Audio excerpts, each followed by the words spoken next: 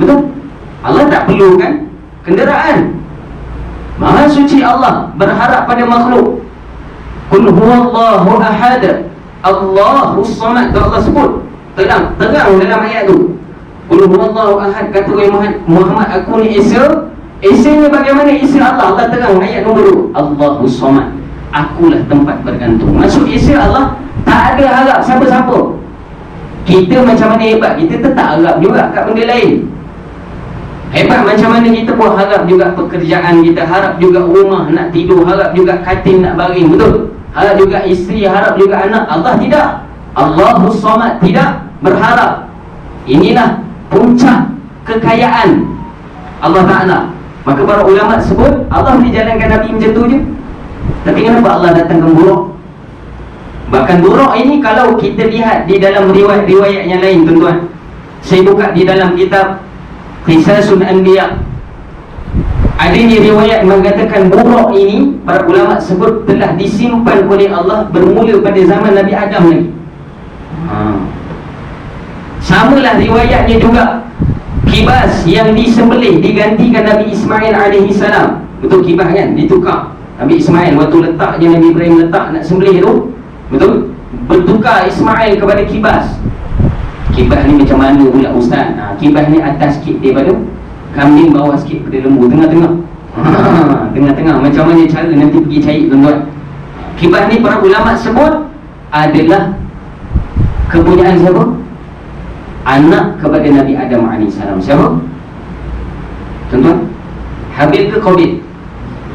Ingat tak waktu persembahan zakat, Allah perintah, wahai Habil, kamu bawa apa yang kamu usahakan. Waktu tu Habil buat apa, tuan-tuan? Bawa ternakan. Waktu tu dia jadi penternak.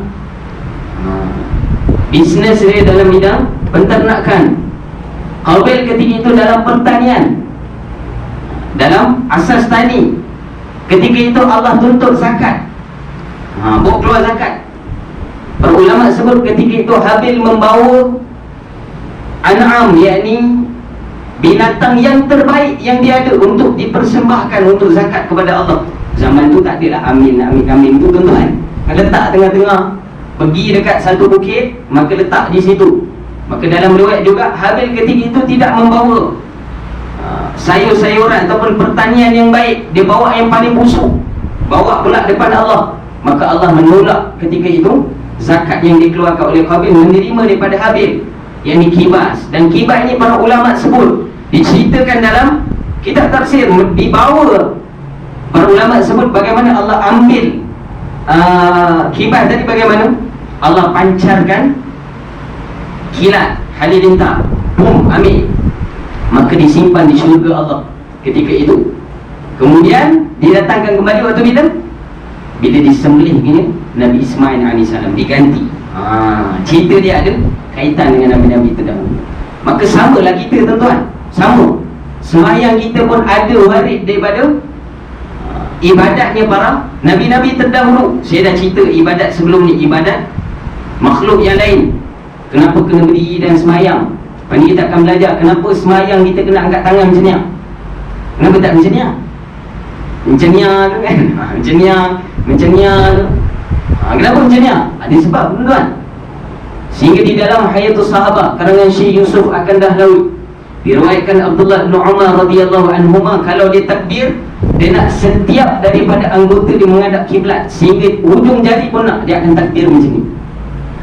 Ini buat di pandangan ulama dalam mazhab Syafi'i. Tapi kita tak nak bahas dulu waktu. Nak beritahu apa? Semua yang dilakukan di dalam solat ada sebab. Soal dia, kita tahu ke tak sebab tu? Kebuat dia? Buat je lah ustaz. Dah kena buat lah. Okey nak buat, jangan tak buat. Sekarang ni para ulama sebut kena ada peningkatan kefahaman. Kenapa kena berdiri dan semayang, dah faham. Bila berdiri baru rasa, aku ni buat ibadat, siapa ni berdiri ni. Bila aku rukuk, kenapa rukuk? Dalam ibadat ni 4 je, tuan-tuan. Pertama berdiri, saya dah sebut qiyam. Diri ni wakil 2 tempat. Pertama waktu qiyam, yang kedua waktu i'tidal. Dua dikira qiyam, berdiri. Yang kedua rukuk, betul?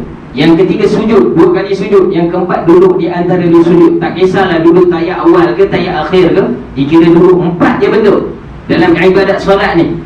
Kenapa kena buat macam tu pun? Ada sebab ni. Boleh? Sebelum kita nak faham tu, para ulama sebut Nabi mengambil masa yang panjang. Para ulama sebut panjang tu adalah panjang pada Nabi lah, pada kadar, para ulama sebut pada kadar yang kita nak bahaskan pendek. Nabi bergerak tadi, tapi cerita Nabi pergi tu panjang. Betul? Nabi bergerak ke Madinah, Nabi bergerak ke Masjidil Aqsa. Nabi pergi mana dulu? Bukan Nabi tu pergi, tuan-tuan. Nabi pergi mana dulu? Kenapa Allah datangkan cerita tu ketika Isra? Mesti ada sebab. Sebelum nak ambil semayang, apa yang Nabi ketemu dulu di dalam alam Isra itu? Nampak? Nabi bergerak. Para ulama sebut, pertama, sebelum Nabi bergerak, Nabi dia datangi 3 malaikat.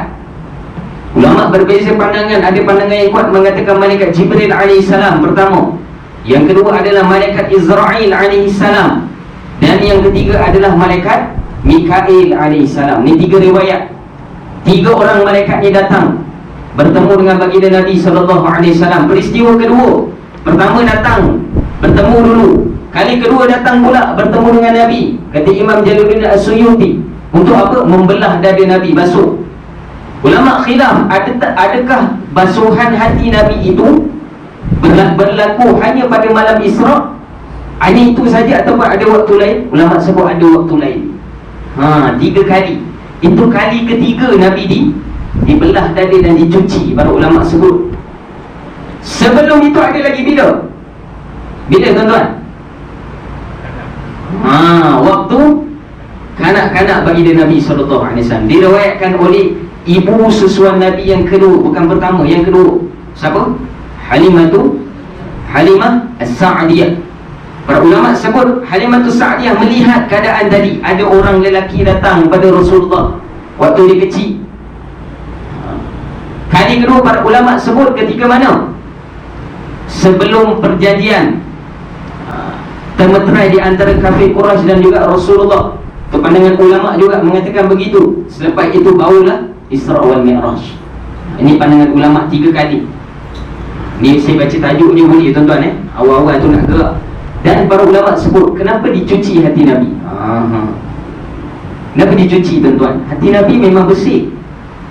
Allah sebut dalam Quran, wala yantiqu 'anil hawa in huwa illa wahyu yuha. Allah sebut Nabi ni apa perangai dia? Wala yantiqu 'anil hawa. Dia tak pernah langsung ikut hawa nafsu dia. Itu Nabi. Wala yantiqu 'anil hawa in huwa illa wahyu yuha. Melainkan apa yang telah diwahyukan pada dia. Itu Rasulullah. Tapi kenapa kena cuci hati lagi, Ustaz? Kenapa, tuan-tuan? Pun ada sebab. Di dalam riwayat, para ulama membahaskan riwayat tentang mencuci hati baginda Nabi. Kenapa dicuci hati Nabi ini, sedangkan Nabi ini adalah khairi khalqihi, sebaik-baik penciptaan Allah. Nabi ini adalah makhluk yang paling terbaik. Itu tak ada siapa boleh sangka. Tidak ada khilaf di kalangan para ulama. Betul? Tidak ada yang lebih baik pada Rasulullah. Maka para ulama sebut kenapa dicuci hati tadi? Sebab nak keluarkan apa, tuan-tuan? Nak keluarkan satu mudghah. Apa makna mudghah? Ketulan darah ataupun ketulan daging. Mudghah sebenarnya tak tepat. Daging dia darah. Dia ada tumpuk darah. Orang panggil zygote tu kan, awal-awal nak jadinya kita. Sperm boleh hidup 72 jam je, betul? Dia masuk dalam orang tadi, terbentuk zygote tu selepas 40 hari. Pertama terbentuk satu tu. Para ulama sebut ada satu mudghah yang ada di hati Nabi SAW. Mudghah ni apa? Mudghah yang bagaimana? Mudghah Nabi ni tak ada sifat buruk kat dia, tapi satu ada bentuk darah tadi. Para ulama sebut yang boleh mendatangkan pada diri Nabi sifat mengasihani syaitan, kasih pada iblis. Para ulama sebut Allah tak nak, ataupun malaikat tak nak bahawa baginda Nabi SAW ni maafkan iblis, la'natullah. Siapa iblis, tuan-tuan? Azazil, betul? Kalau di dalam riwayat Israiliyat, orang mengaji ulumul Quran, riwayat Israiliyat, Saya tekankan di sini, riwayat Israiliyat bukan riwayat yang tak betul, salah. Separuh boleh diterima, separuh lagi tidak boleh diterima. Memerlukan ilmu. Bukan kita baca-baca boleh terus cakap macam tu, tak boleh tuan-tuan. Kena ilmu, kena ada ahli dia. Cuma ulama tidak menggunakan riwayat Israiliyat sebagai sumber hukum. Teman? Maka di darawat itu ada nama dinamakan bagi iblis dengan Azazil, Jibrail. Il ni apa tuan-tuan? Il belakang ni. Il ini para ulama sebut kalau ditafsirkan, diterjemahkan adalah hamba Allah. Il Israel, sebab tu tak boleh sebut laknat ala Bani Israel, tak boleh tuan-tuan. Israel tu kena ubah nama lain, suku yang betul-betul nama dia Zionis dan sebagainya, itu boleh.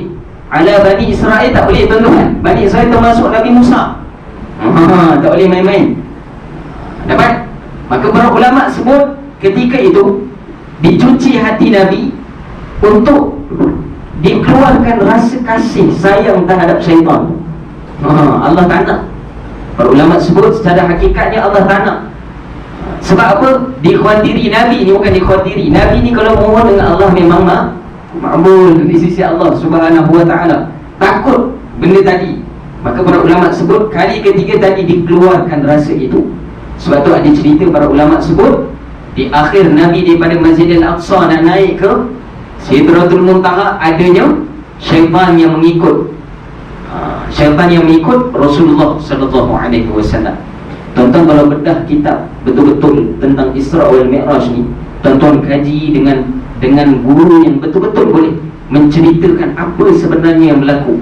Para ulama sebut kita akan rasa betapa besarnya solat ni. Kita akan faham kenapa solat ni besar. Sehingga Nabi ini diperjalankan banyak peristiwa.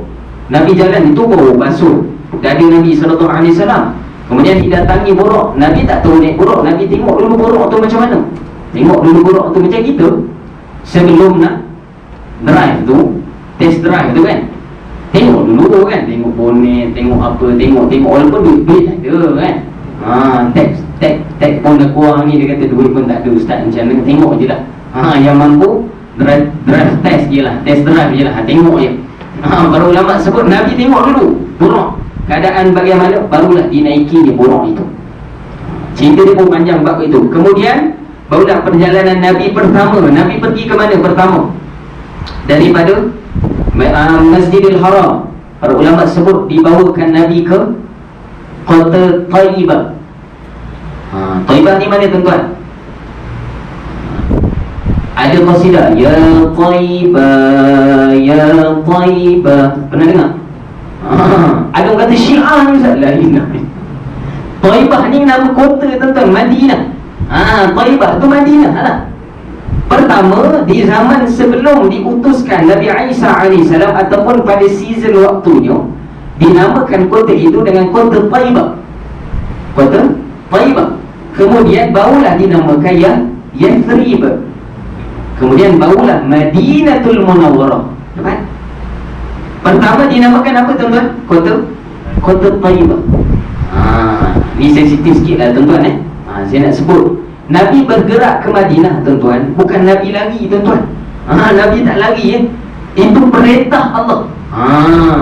Sebelum Nabi hijrah ke Madinatul Munawwarah, Nabi telah dibawa dulu ke Madinah itu sebelum namanya Madinah. Dapat? Mana datang lari pula?